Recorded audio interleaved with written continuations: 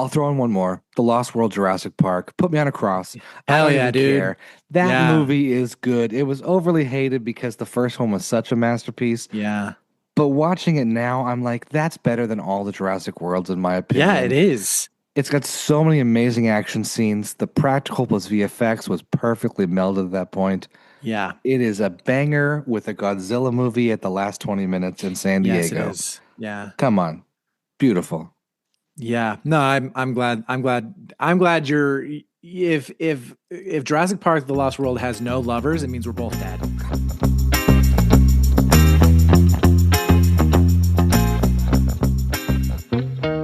I've discovered that I can just like cucumbers, peppers, and hummus, and like Yeah. like I can just eat a whole cucumber. Nothing's stopping me from eating a whole cucumber at a meal. It's not against any laws in this country yet. No, it's not. What do you take when you go camping?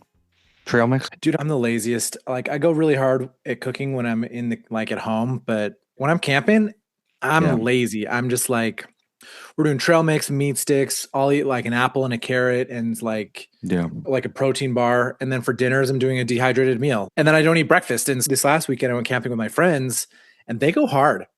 They go really hard with their camping stuff. They will do breakfast and a dinner. And like we had salmon rice bowls and cooking it up on a Coleman stove. And I'm just like, wow, I'm pathetic. That's doing the most. But it was really good. Yeah, I feel like growing up, we hated having to whip out the stove and get the fire going, and it always took longer to cook at altitude. And it was like, Mm-hmm. keep it simple, Like even the people Yeah. doing the hobo dinners, don't think that's a PC term anymore. The aluminum foil dinners, I still was like, that's a lot of prep, Just keep it simple. Give me a can of beans. Yeah. I mean, I don't know. Like it's fun. And with camping, it depends on what you're there for, right? Because for me, I camp so that I can hike. So like I wake up, I drive to the trailhead and I'm hiking. I'm on trail by 10 a.m. And then I'm hiking all day. And then I come back to camp Yeah. and then I boil water, make my dehydrated meal, eat it, watch the sunset, drink a little bevy, read a book, go into the tent as soon as it's dark, read, watch a movie, whatever, sleep. I don't even do a fire anymore. Wow. I don't do a fire anymore because fires is just, it's too much work. And it's usually just me. So I'm like, what am I doing this for? I don't actually want this. Yeah. Our fire making friend would probably be a little sad about that, Yeah, but all well, the he same, can he can suck it. roasted. I'm not even going to use that. No, we're going to make a harsh transition. So We're not going to talk about anything fire related. Today, we're going to talk about the good, the great, and the ugly for Steven Spielberg. yeah. I specifically left out bad because there may be a few bad ones in here, but I think in my eyes they're more ugly. And it's better for us to differentiate between what is a good movie from him and a Yeah. great movie rather than good and bad. Yes. What was your first Spielberg movie you watched? Do you remember? So I'm looking through the list and like very likely it Hmm. was either one of the Indiana Jones movies or it was Jurassic Park. And so let's see, when did Jurassic Park come out in theaters? It came out in 93. 1993, in the summer of 93. I was 2 years old. My parents took me to see it in Wow. the theater. So this was one of my first movie theater experiences. Baby And Madison. yeah, and it was impactful on me. I wanted to be a paleontologist when I was growing up, like the whole deal. And so I think Jurassic Park was probably my entry to Steven Spielberg. But it's funny because like until you really get into movies and film and stuff, you don't really realize how many of these movies are Spielberg movies. Like I couldn't have told you Oh, yeah. 5 years ago, the Jurassic Park, I was just like, oh yeah, it was based on a book and it was really important. I didn't know that it was a Spielberg movie. Same with Yeah. like Jaws, that he's such a wide repertoire of movies. Um, and his like it's funny, like you know a Guy Ritchie movie when you watch a Guy Ritchie movie. For sure. His distinctive style is just so like with Michael Bay, it's so clearly obviously Michael Bay when you watch it that it's almost like all of his movies are exactly the same. I Hmm. would say Spielberg's language, his cinematic language, is really obvious when you know what to pay attention to. But if you don't know what to pay attention to, you're gonna miss that it was a Spielberg movie.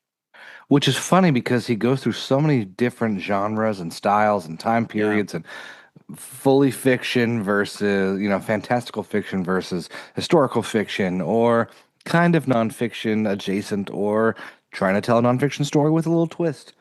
He Yeah. really kind of spans the gamut. Let's just talk about some of his like accolades. He holds the record for the most Academy Award nominations for Best Director in history with 9 nominations. Wow. Already pretty great, right? Won Best Director for Schindler's List and for Saving Private Ryan, so 93 and Yeah. 98 respectively. Holds the record for the most Best Picture nominations for a producing team, which also he has produced so much. This was interesting to me because I was looking through, I was like, oh, this is Spielberg. No, that's Spielberg executive producing. And then a whole bunch of movies that I hadn't even realized he was involved in. We're Back. You ever heard of that movie? A dinosaur story? Yeah, uh-huh. Yeah, dude. He's a I producer on that. That does not surprise me. And of course, we already talked about last year our love for A Land Before Time. Also a producer there, of course. He's done Wow. so much and touched so many movies. It's really hard to like pigeonhole him at all. I mean, recently Hamnet, he produced over Yeah. there. Anyways. Well, I mean, he's a producer on okay, Hamnet, but then also like the Transformers movies. Oh Like yeah. what a range of things to be involved in. What a range. So with that, without further ado, let's kick into the good, the great, the ugly. Are you okay going in that order or should we flip them? Let's Let's go flip it. let's go ugly first. Yeah. Um, I'll start. This might be controversial, but probably not. My first on the ugly list is Ready Player One. And here's the thing, it's not a terrible movie, but it is ugly of him. It And is ugly. I think it's hard because a lot of people, when it comes to adaptations, a lot of people will like critique the film on things that come from the source material as if it was Yeah. the filmmaker's decision, where I don't think it really is. Like the book was even more nostalgia baity than the movie was. The Yeah. book had even more specific IP called out, things they couldn't really show in the movie. But the movie was chock full of them. This Yeah. is nostalgia to the max, which maybe genius Spielberg was doing it as a critique. I don't think so. I really think he took a really popular book and was like, hey, wouldn't it be fun to play with my T Rex in a giant sandbox with also the Iron Giant and Halo and everything else, The Shining? It was his Yeah. opportunity to play in the sandbox with all the films he's loved over the years and what's new and popular now, introducing some of these different IPs to a younger audience. But I think it's ugly. I've watched it, I think, 2 times, maybe 3 times. It's come on TV once or twice, and I can't always finish it. I'm like, okay. Great cast in general, Yeah. but a bit of a struggle for me when you look at the rest of his filmography. Yeah, no, the Ready Player One was my choice as well. And like good graphics, whatever, good storytelling, I guess. I didn't read the book, so I don't really know. Um, but I don't know. I just specifically, I always go back to the handling of the Iron Giant in that, and I think, oh, so you guys, your writing team did not understand the Iron Giant, or else you wouldn't have used him the way that you used him, Yep. which is to use him as a giant weapon in the end to win, this big giant battle or whatever. And the whole point of the Iron Giant is that he's not a weapon and he Yeah. shouldn't be used as such. And so I'm just like, ugh, that's such an ugly story choice. But I don't know. He's got so many hits. It's like big light, big shadow. Hmm. It would be weird if he didn't have some bummer choices. Which is hard too, because I think we may mention this before in our Iron Giant episode. It wasn't originally supposed to be the Iron Giant in the book. Yeah. They had swapped it out because there was a giant robot from a Japanese live action Spider Man part. Anyways, Hmm. yeah, messy. It was ugly. Not the greatest. Still, I guess, good if people want to watch it just at least once to say they've seen it. But Yeah. it really felt like back then Oculus Rift was going to take over everything by 2025. And it definitely has not. We have not gone down the VR No. lane. Thank And things God. like Meta glasses are fine, but they're definitely not the high-tech Google Glass we were promised years ago. So I got two other uglies that we'll just quickly throw in here, which is tough because I still kind of like them, but they are ugly. AI, artificial intelligence. Hmm. Some people love this movie. Not for me. The colors are weird. The storyline has some really weird points that I'm not a big fan of. Good cast, but not his best work in the late 90s, 2000s. That was 2001. The I don't even other, remember like watching it. Like I think I watched once when I was a kid and just didn't really get it. same. And then I've never once been driven to go back to it. I've seen some of the film bros on TikTok and Twitter and otherwise be like, you have to revisit, you have to revisit. Yeah. But I don't really feel the need to. It was weird. Yeah. This came out around the same time as Bicentennial Man with Robin Williams. And I just remember Yeah. my parents being like, we're going to watch that instead. And by the time I watched AI, I was like, oh, what a weird dystopian take on the same kind of idea. Never Hmm. mind. My third ugly, Indiana Jones and the Kingdom of the Crystal Skull. Look, I Really? love, we're going to talk about this, and I think it Okay. might be in your list. I love his alienness, and I love so much, but I do think it's a little clunky at points and a little ugly. But this is like lipstick on a pig. I don't know. I love it even though it's ugly. It couldn't go in my good or great, so I had to mention it here of like, Okay, that's fair. I get most people and critics and a lot of viewers are like, "Oh, remember that terrible one with the aliens?" And I'm like, read about crystal skulls for months afterwards, so please Yeah. don't say it's that bad. And Shy is surprised. You know, the 2000s Shy was hard to beat. It was hard to beat. It's funny because I looked at that one. I was like, yeah, it's not his strongest, but I would like uncategorize it. You know, like I I wouldn't know. put it in ugly because like I don't know, I didn't hate it. I didn't hate it. I've watched it You more know, than it's once. it's fun. Um, I love the adventure Indiana Jones like Tomb Raider, Lara Croft style movie. Anyways, um, and it's more, if anything, it's more I'd say maybe tired. It's like, oh, we're still fighting Yeah. Nazis somehow. But and then the whole scene with the refrigerator and the nuclear bomb, I'm just like, give me a break. There's no Yeah. chance that he's not jelly on the inside of that thing.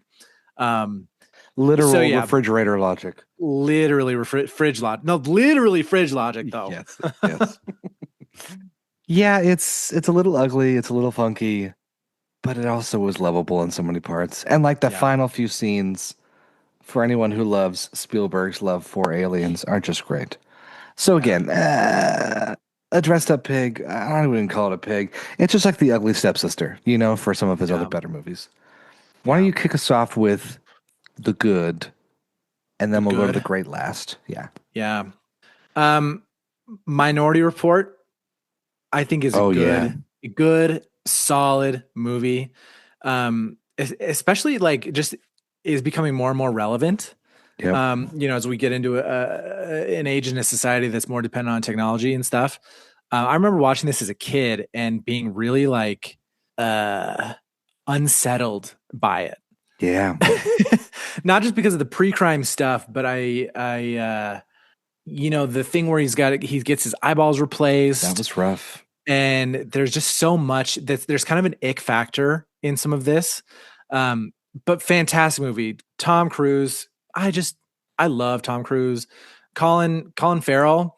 Oh yeah. You know, young hot Colin Farrell. Now he's Silver Fox hot Colin Farrell.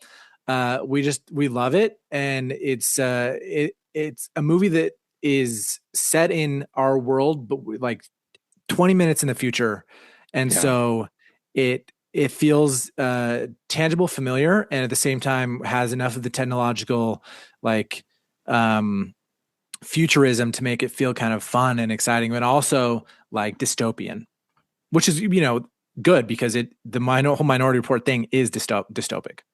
Which also, that movie just has a fantastic color palette. The use Yeah, of lighting was really intense. You can yeah. see, if we're going to say it, J.J. Abrams copies a lot of Spielberg at moments. Oh yes, And he you can see does. a lot of Abrams just like taking everything he loves from Minority Report. The lens flares, the lights, the this, all Yeah, of it is very just, you know, yeah.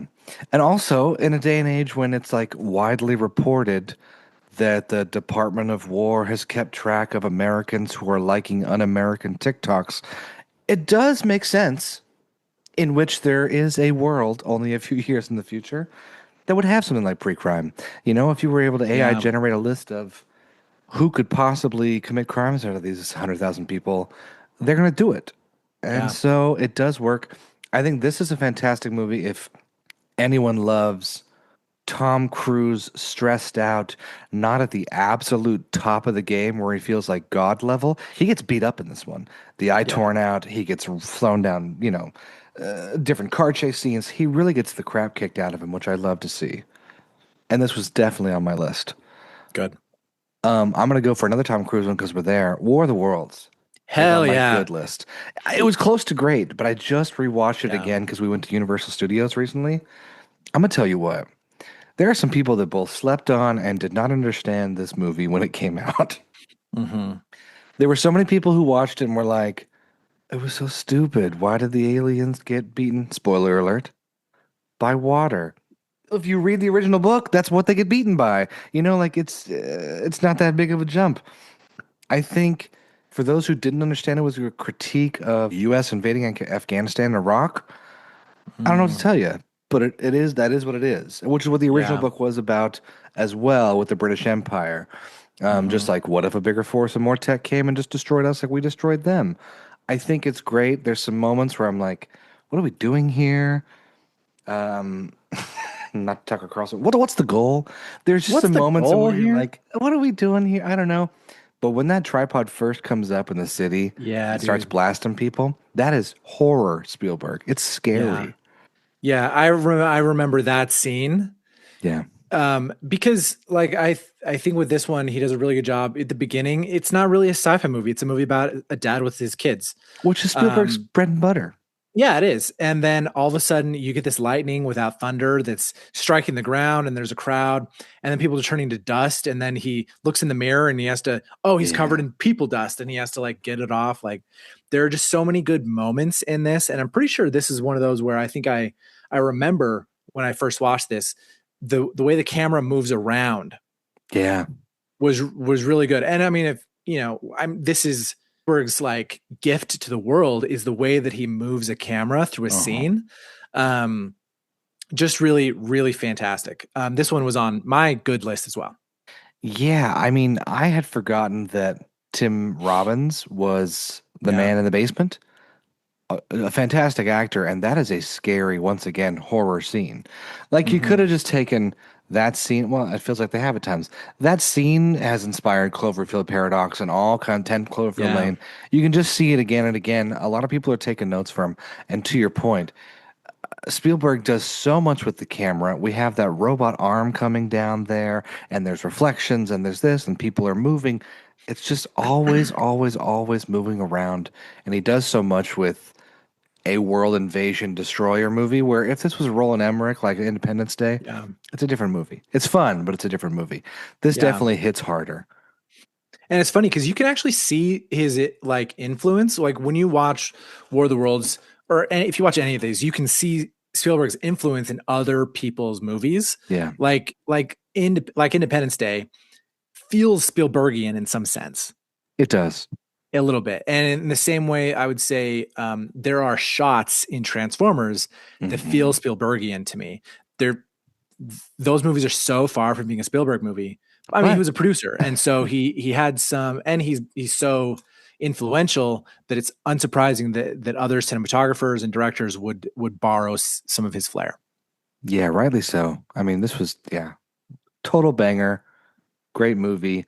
Good to rewatch. There's some pacing issues, I will say, a little here and there, and Yeah, some moments where like my wife was watching and she's like, "Why did the sun run over the hill?" I'm like, it's symbolic. It's a metaphor. It's the idea that men had to join, or like the dust." And I was like, "Hey, yeah, this is kind of pointing back to 9/11 and the towers coming down and people covered with dust. Like there's all these different mhm, symbols from the early 2000s that maybe some of our yeah, younger listeners won't fully get. But yeah, go listen to Adam Driver on why he joined the military right after 9/11. It'll make more sense where the son does what he does. Like it's yeah, all these little things that are again pointing to larger storylines and feelings and emotions. So it's not just a on the surface aliens invade, they attack, here's what happens, which yeah. is what I love about his movies. Now I we'll get to this later, but we'll get to this more in later in depth. But I think I want to mention it now is that looking through his like IMDb list, it's clear that Spielberg is an American director. For Like sure. his movies are like quintessentially American and not in this like MAGA, like we're the greatest nation on earth sort of, but like they're quintessentially like almost like the Sandlot of just Yeah. like America at its best Yep. or the quintessential like American feeling. Um, yeah, I'm just looking through these movies, you just really get a sense that Spielberg has his fingers on the pulse of like what the real heart and soul of America is. Even with some of the great ones, which we'll talk about later, that Yeah. maybe don't feel that way, but they are still Yeah. truly American. What was your Mhm. third on the good list? The Fablemans. So this one Oh is yeah. kind of an yeah, kind of autobiographical take on his growing up, small town America kind of stuff. Um, I watched this one for the first time last fall when I was sick as a dog. And but it was really really good because I've never, as much as I'm a fan of Spielberg's movies, I have no idea who he is as a person. And so this is semi autobiographical of Yeah. his experience growing up.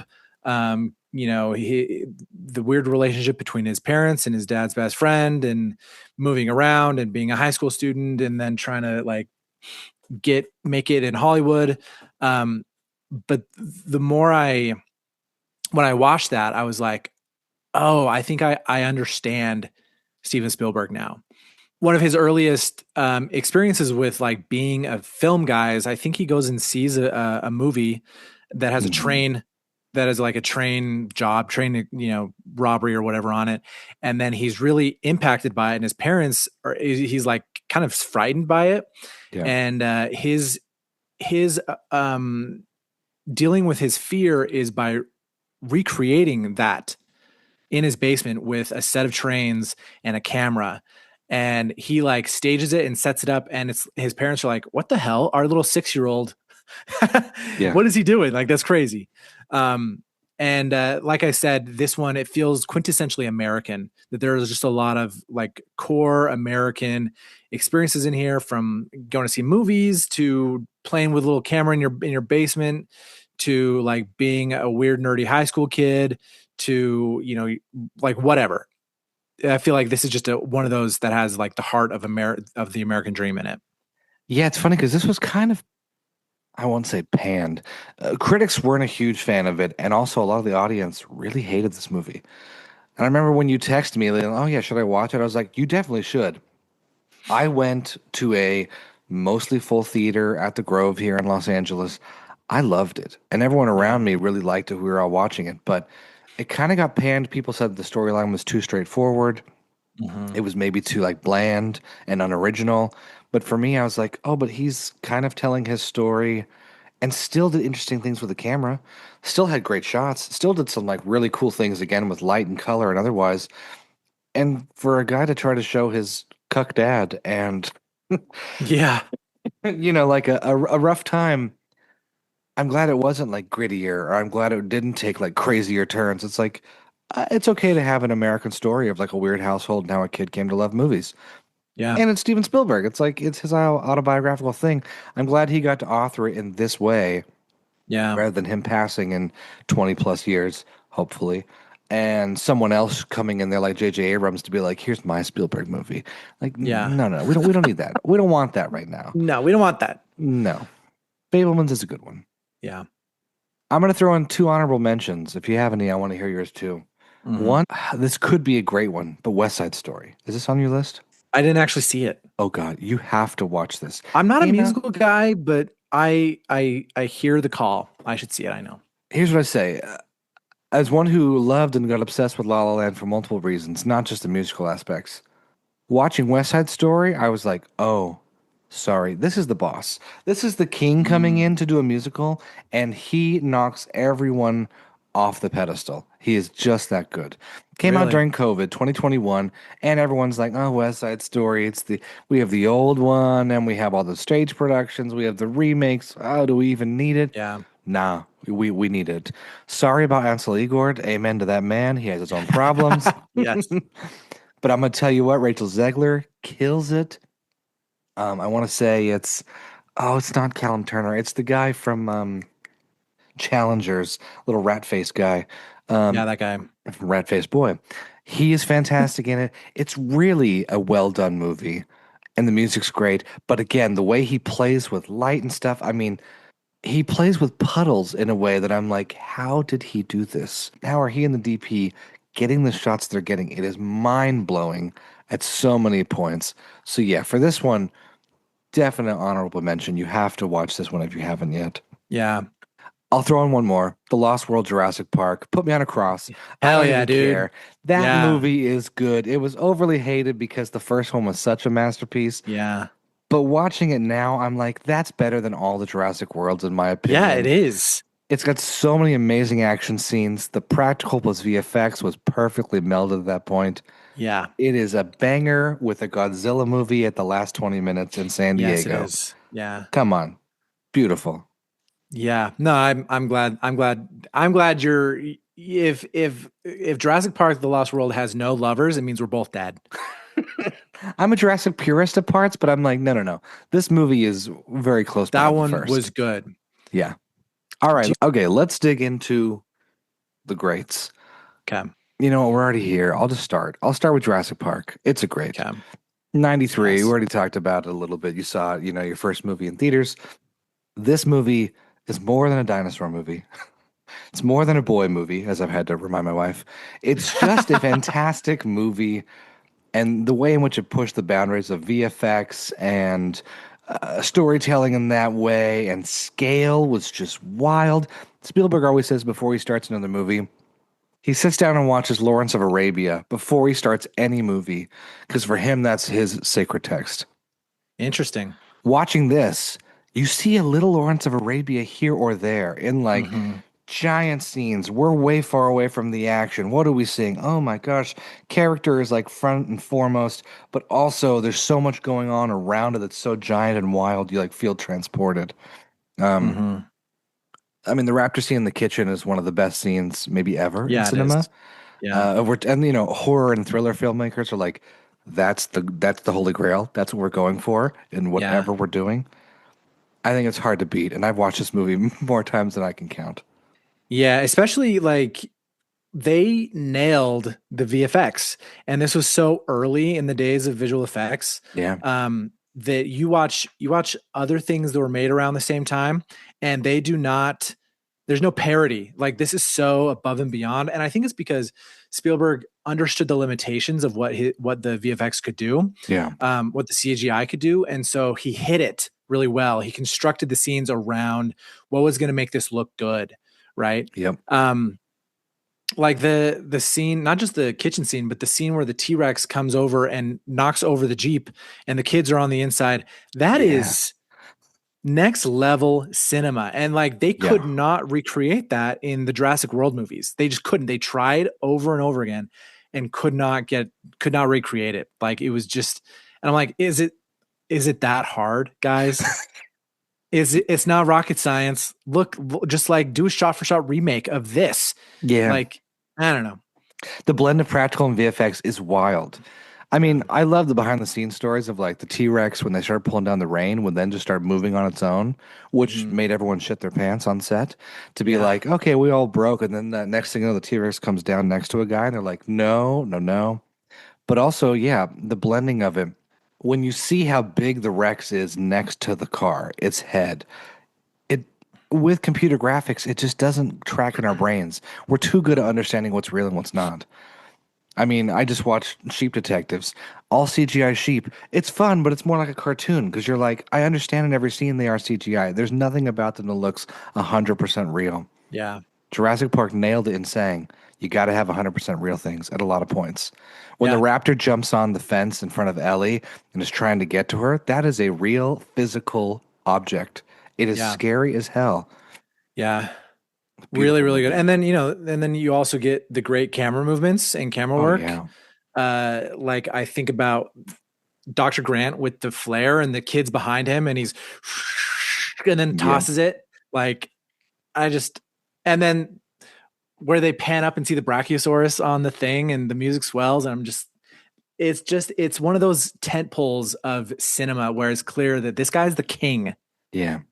When people talk about watching Star Wars in the theaters as a kid, I love Star Wars too, and that also blew my mind. But watching Yeah, Jurassic Park as a kid, I was like, yeah, Dinosaurs are real. yeah, Dinosaurs are real." And this was the movie with the Lost World that helped to cement like this is what filmmaking could be transporting into another world. So yeah. my first of the greats, Jurassic Cool. Park. Um, my first of the greats, Jaws. Oh yeah, You know, So I'll be honest, I've only seen this like a couple of times. This is not a movie that I return to over and over and over again. Hmm. Uh, but it is clear that Jaws is one of the most important pieces in our like cinematic landscape. That uh, talk about having it's a monster film, but you're hiding the monster well. Um, like it is just such an important part of our cinematic landscape that things are always referencing back to it. That it is just a crucial piece of cinematic history, Yeah. and sometimes I forget that it's a Steven Spielberg movie. Right. I mean, like being the first termed blockbuster Yeah, and so early in his career is pretty yeah, wild. it is.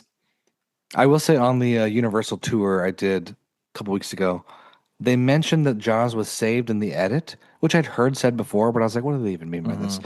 So I did some digging. The woman editor, female editor, Verna Fields, is known as the mother cutter in Hollywood. She like Mm. perfectly saved the edit, which if we're going to be feminist for a sec, a lot of great movies have been saved by female editors. George Lucas's wife for Empire Strikes Back completely saved that and saved the first Really? Star Wars. Oh yeah, she was the editor slash wife, and she was like, "Excuse me, no, we're cutting all of this."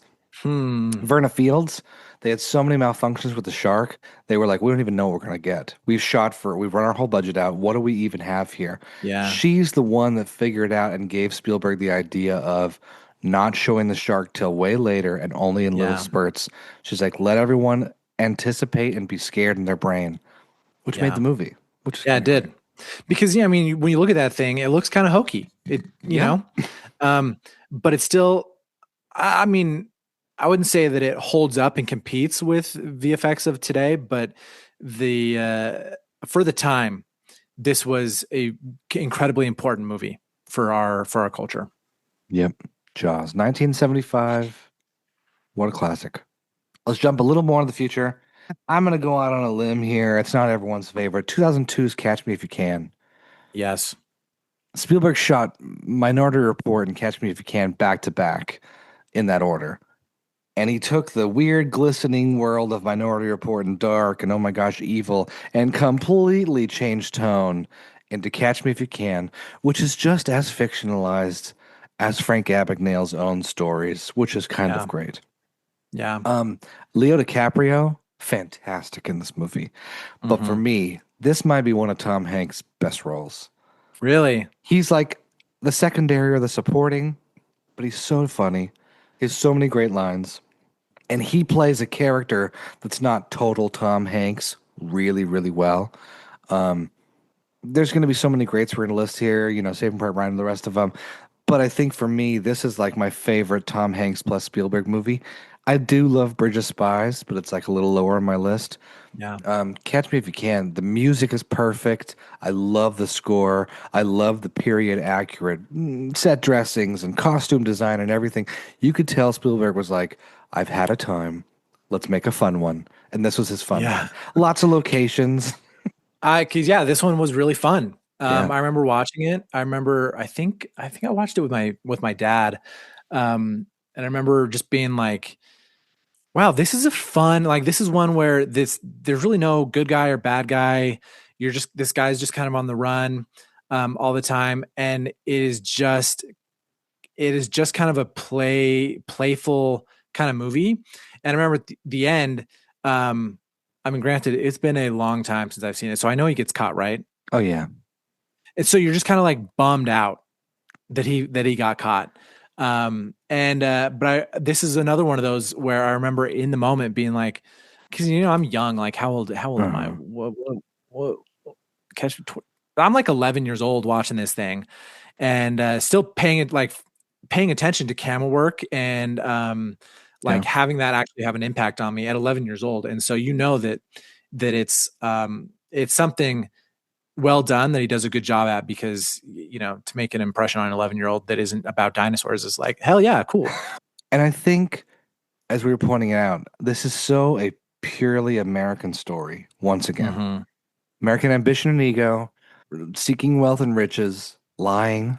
We love to Yeah. be liars here in this country. Putting on for airs.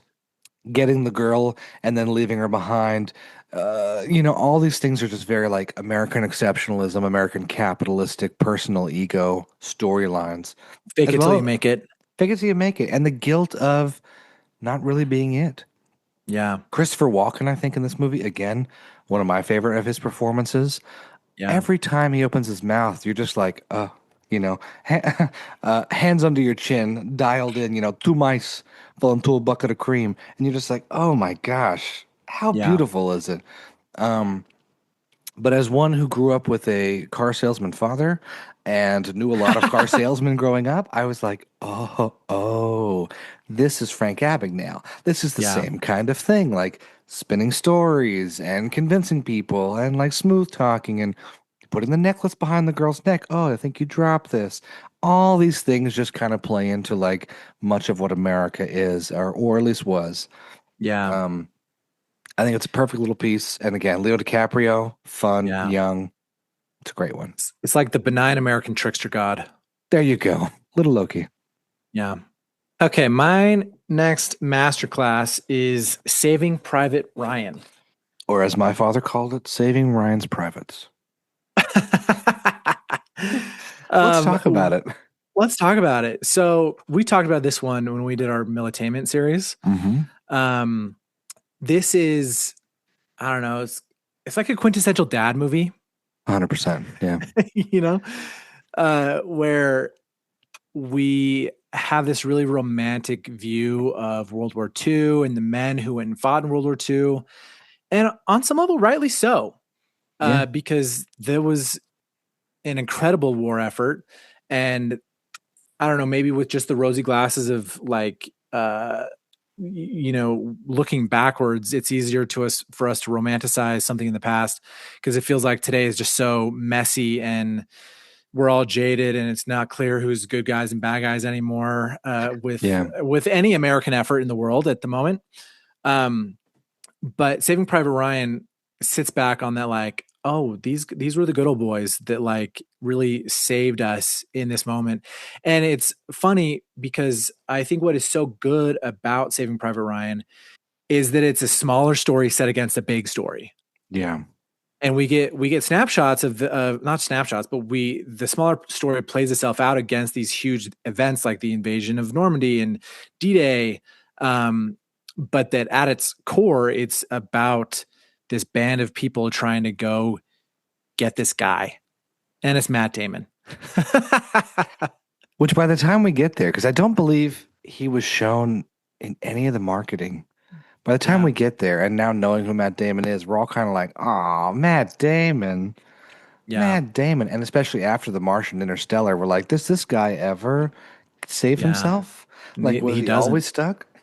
Yeah.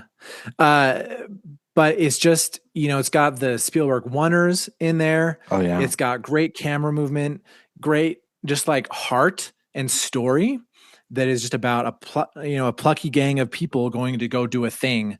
Um, it's kind of like with War of the Worlds, where it's really a story about a father and his kids set against the backdrop of this huge world-ending event, and that's what Saving Private Ryan is. yeah. It's interesting because people these days are kind of they see a Spielberg movie coming out and they're like, "Oh, who knows about the box office?" But it's like, first off, every movie he does in general Mm, makes a pretty good amount of money. Saving Private Ryan grossed $482 million when it was in theaters in 1998. Adjust for inflation, that's a lot better. I'm just going to say he knows how to hit broad appeal while also doing some pretty crazy things and telling these kinds of stories. Everyone knows the background of like veterans had to leave the theater during the opening scene because it was so yeah, realistic, which maybe isn't the greatest thing for some people, but also on the other side, it's like for a filmmaker who wants to get it right, he yeah, gets it right. He could have just yeah. done like from the sky. Oh yeah, little dots running. There's so many cheaper or quicker ways to do that, and he did not do cheaper or quicker. No, and to his credit, like this does not. I wouldn't say that it romanticizes war at all. This thing No. displays how awful this whole thing is. And if you hadn't have made a D-Day movie that would make veterans leave the theater, I think you're doing it wrong, Yeah. right? Because I don't think you should glamorize or romanticize war in a sense of where it's like I need to go out there and do my duty and go be a soldier. Like, I think that's wrong. I mean, we talked about that in our military entertainment series. Because, if you watch Transformers and you're like, fuck yeah, I'm going to go enlist. Yeah. Wrong, Nope. wrong, wrong. So maybe watch Saving Private Ryan instead, and then really rethink whether or not you want to go out there and give your life to something. Yeah, if we want to discuss Spielberg in another way, he is one of the busiest, best filmmakers. Because you look at how much he was doing. This was Yeah. 98, and then they drop Band of Brothers September 2001, which, by the way, first episode came out September 9th, 2001. I just, talk Yeah. about timing. Woof. Anyways, he just was so busy in the 90s and 2000s. It's hard to realize, like, oh, he was not taking a few years off to think. He just kept going. Yeah. And Band of Brothers is a separate story, but also so great and so well done. Watching Saving Yeah. Private Ryan, you're like, didn't you need a palate cleanser? And he was like, no, I'll create Band of Brothers and I'll do Minority Report and I'll do Catch Me If You Can. Yeah. Oh my, and AI. It just, busy guy. But yeah, Band of Brothers, fantastic movie. So good. I mean, it's clear he has slowed down, in the last, Hmm. 5 years or so. And, maybe that's age. Maybe that's just because the whole cinematic landscape has slowed down a little bit, Yeah. I think. Um, but yeah. Okay. Maybe, On to maybe your he third. was maybe he was digging into the vaults for Disclosure Day. Who knows? But we're gonna keep Oh, going. maybe. I think before we talk about my third one real quick, let me just bring up some that we're not going to mention. Okay. E.T., beloved movie. I don't know about Beloved. you. I grew, we're like maybe 10 years too late for it to be that Yeah. amazing for us. I get it. It was weird growing up. My parents love it. Cool. Yeah. Close Encounters, we discussed in our Aliens in Yep. America series. Great movie. Doesn't make either of our top six. Still great. Yeah. Back to the Future films he was producers on, so many other movies he was producers on. There's things you could say again he touched, but I'm gonna say for my big end all be all, and I know it's a little bit cringy for some people, but Schindler's List. Cringy only in that people will love to say it's only the top because of the subject matter, but I do not Yeah. think so. I Yeah. think for me it's the top because of how he shot it, his dedication to the detail, the camera work, the character work is just so great in this movie. And you can't watch it and not get emotional by the end, or at least have Hmm. a reckoning in which you're like, what am I doing in my life? And why are humans so god awful to each other? Yeah. And also at the same time, some are beautiful to each other.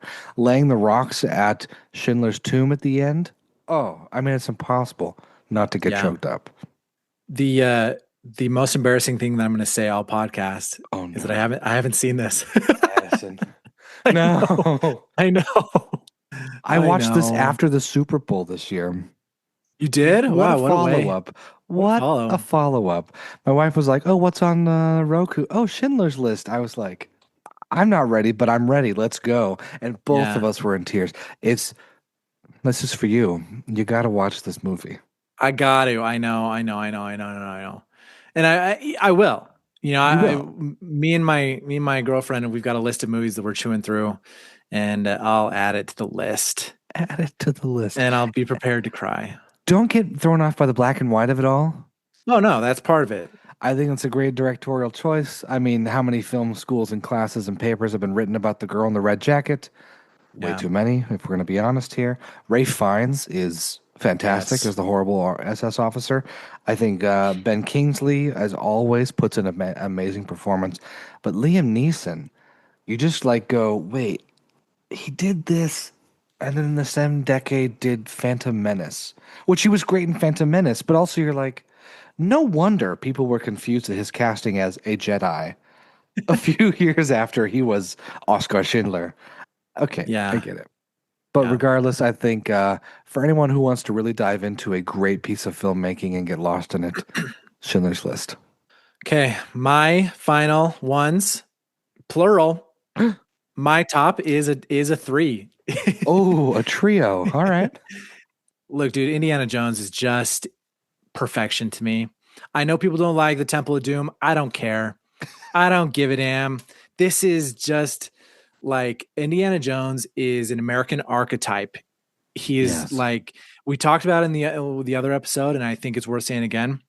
Homeboy Indiana Jones grows up in small town southern Utah in the early 1900s. He's very clearly a Jack Mormon. Yes. Yeah, like I don't know how you're a Christian in the middle of central Utah in early 1900s and you're not a Mormon. So Didn't like happen. let's just be really fair about that. Um this is just as a character so fun. Yeah. He's like a professor, he's an adventurer, he goes out there with just a whip, and he's got a gun sometimes, and he's just got like Harrison Ford does a great job playing Indiana Jones. And I don't know, you watch these movies, and then it's so clear how much of an impact he's had on every other adventure movie that's set in the desert, right? Yep. Like I just watched The Last Crusade in my tent like a couple weeks ago, and it's just like, oh, so Sahara was, Yeah. we're really inspired by this. Transformers 2 was really inspired by this. Um, just that these movies impact on the rest of Hollywood is so clear. Yeah. The camera work in these movies is so fun. The way that he plays with shadows is really fun. Kind of it kind of toes the line on like magical realism where they do a good job of like grounding you in a real world, and they're kind of globetrotting, but at the same time like someone grabs someone's heart out of their chest and that the Holy Grail is real. Like Yeah. these are, and so it does a good job of kind of playing into the realism of things and also just being super fun. Like, staging an entire action scene on the top of a moving tank Yeah. is really fun. Like, and it shows how good he is at moving cameras around and understanding action, and also like stages and sets, and like the way that he imagines a scene happening is just so much fun. And again, to your point about it being like the most purely American, cinema and filmmaking, he didn't want to make another James Bond. George Lucas kind of pitched this idea to Spielberg and was like, "Yeah, I want this guy who's like more of a professor slash treasure hunter who's not James Bond, who doesn't get the girls. He gets the treasure, but sometimes gets the girls." And Yeah, this is that movie. I mean, like you said, you can just see Indiana Jones everywhere. All of Chris Pratt's performances are Indiana Jones. yeah, There's like so many archetypes where you just kind of look and you go, oh, everyone who loves Harrison Ford so much, Han Solo's great. yeah, But Indiana Jones really is where he shines before going off to do Tom Clancy novels and the rest. yeah. Okay, Like I'm surprised. Indiana Jones is who I want to be. Like Yeah. the academic who's also an adventurer who like is really really book smart but moonlights as a guy who says this belongs in a museum. Yeah. Yeah. Who punches Nazis. Like that's what we need. I want to be that. Yeah, it's funny when they redid The Mummy with Tom Cruise a few years ago. They were definitely just Mhm. trying to make Indiana Jones versus a mummy, which Yeah. didn't work. Mhm. And of course, Brendan Fraser's coming back for his take, which is also still Indiana Jones versus a mummy. Yeah. Um, I have to, I'm not going to take umbrage because I don't take umbrage, but I want you to defend the second movie because that is like the most hated of the three by far, but also has the strongest defenders of it at the same time. I don't know. I mean, I just think people love to hate things, and like we we there's so much momentum built into the story of how bad Temple of Doom is Yeah. that it's hard to push against it. And so like unless you like really are going to get down to the nitty-gritty with me about how bad it is, don't come at me, bro. Like It's just not that it's bad. fun. It's fun. It's a fun movie. The Yeah. the carts moving through the caves are fun. Um uh the kid is I thought the kid was fun. Of course, Yeah. maybe because I was a kid once and I thought it was fun. Um the Yeah, I don't know. I guess I just don't take it that seriously. And I take the things that I love seriously. The things that are just like, that's okay. I'm just content to just be like, that's okay. But I think as a three-part movie, if you kind of leave out the last, I mean, I don't know. I didn't hate the temple or Last Crusade. the fourth one. What's the fourth Oh, one? Kingdom of the Crystal Skull. Yeah, I didn't hate that one. Yeah. And the Dial of Destiny also didn't hate it, but I'm just kind of like, guys, come on, let's either recast this or let him rest. Yeah. Um, but as a series of three movies, these ones like will just go down in my mind as just being some of the most important movies in my life. So you don't have a favorite of the three? Are you a Crusade guy? You a Raiders guy? I don't know. I You're just mean, an indie guy.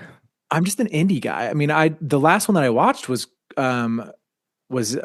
Crusaders of no, was The Last Crusade, and Uh-huh. it's so, I don't know, I love it. I love the globe-trotting nature of it. I love the kind of mystery, the father-son aspect of it. I love the callbacks to like Grail legend and lore and stuff, and that, he's got to be a believer by the end of it, and he is. I don't know. Mm.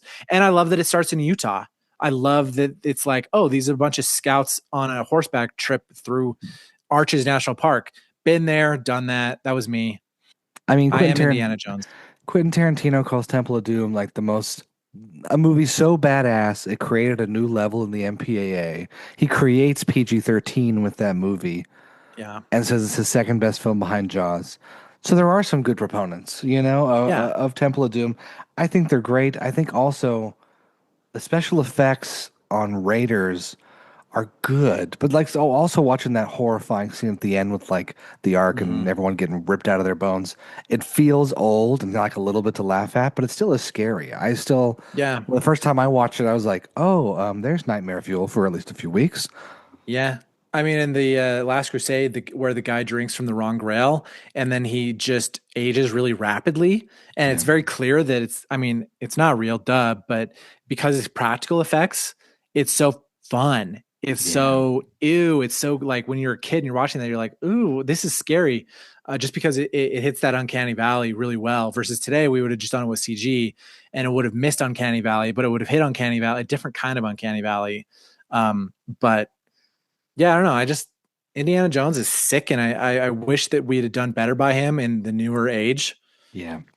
But maybe for the best that they ended where they ended, and that we had one last Dial of Destiny, and Harrison Ford's like, yeah, okay, we're good here, folks. Such as it is. Maybe we should do the novelizations of Indiana Jones's life then, so that way we don't have to worry about aging actors. We can just tell stories. There you go. I really think Young Indy is a new series. Did you watch the Young Indy series? You must have. The Young Indie series? You've never seen those? The Young Indiana Jones? No. Wait, am I making this up? Yeah, the Young Indiana Jones Chronicles, 2 seasons, What? 1990s. Oh, Madison, you're gonna have to watch all of these. Are they movies or are they shows? No shows, The Adventures of Young Indiana Jones. What the hell? He meets Ernest Hemingway, Ho Chi Minh, Elliot Ness, Louis Armstrong, Pablo Picasso, Winston Churchill. They're Oh well, good. I was like 4 years old when Born? this came out, so that would explain why I didn't know about it. Yeah, I remember watching reruns at my grandma's house. She had the VHSs or whatever. Anyways, it's fun. And I think of anything, this is what they should be remaking, just like they're remaking Young Sherlock on Prime right now. Yeah. They really should remake Young Indiana Jones. Huh. Yeah, I'd be down for that.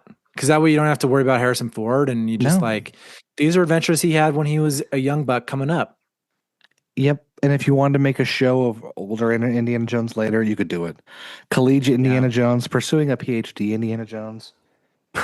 For a world of undying IP, there's more options. That's a showstopper. PhD Indiana Jones. Can you imagine his advisor being like, sorry, you've taken one too many adventures? One too many adventures. I can't pass you on this. Your dissertation suffered for having gone to Mesoamerica one too many times to go get a thing that belonged in a museum. It's true.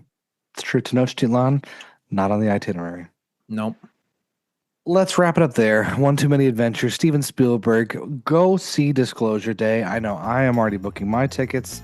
Get your seat. We'll have all the movies we discussed in the show notes for you guys to watch and enjoy some good Spielberg movies and watch good movies on TV.